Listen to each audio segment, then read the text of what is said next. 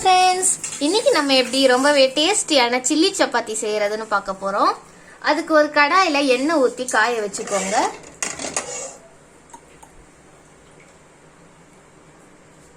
இப்போ இதுல பெரிய வெங்காயம் சேர்த்துக்கலாம். ஸ்லைஸா நறுக்குன பெரிய வெங்காயம். இது வதங்குறதுக்கு கொஞ்சம் உப்பு சேர்த்துக்கலாம். நல்லா வதக்கி விட்டுக்கோங்க.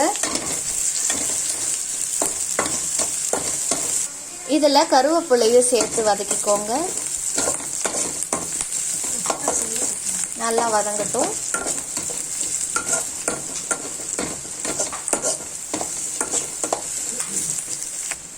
இதுல கொஞ்சம் இஞ்சி பூண்டு பேஸ்ட் சேர்த்துக்கலாம்.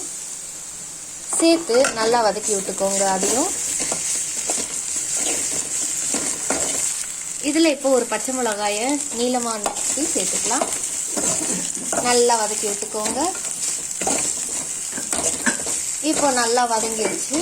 இப்போ இது கூட தக்காளி சேர்த்துக்க போறோம். தக்காளி சேர்த்துக்கலாம். இதையும் நல்லா வதக்கி விட்டுக்கோங்க.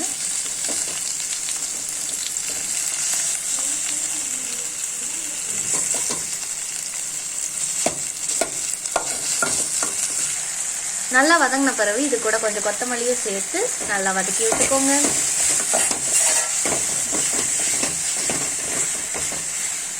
தேவைப்பட்டா இது கூட கொஞ்சம் புதினாவும் சேர்த்துக்கோங்க.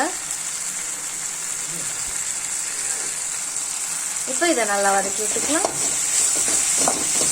நல்லா ஃப்ளேவர்ஃபுல்லா இருக்கும். இப்போ இதுல சிக்கன் 65 மசாலா சேர்த்துக்கோங்க. கொஞ்சமா கரம் மசாலாவும் சேர்த்துக்கோங்க. இப்போ இது நல்லா வதக்கி விட்டுருங்க.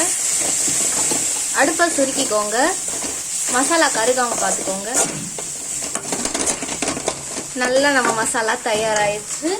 இப்போ இது கூட நறுக்கி வச்ச சப்பாத்தியை சேர்த்துக்கலாம். சப்பாத்தியும் சேர்த்துட்டு இதை நல்லா வதக்கி விட்டுக்கோங்க. மசாலா நல்லா சப்பாத்தியோட சேர்ற மாதிரி நல்லா வதக்கி விட்டுக்கோங்க. அவ்வளவுதான் ஃப்ரெண்ட்ஸ், நம்மளோட டேஸ்டியான சில்லி சப்பாத்தி தயாராயிருச்சு.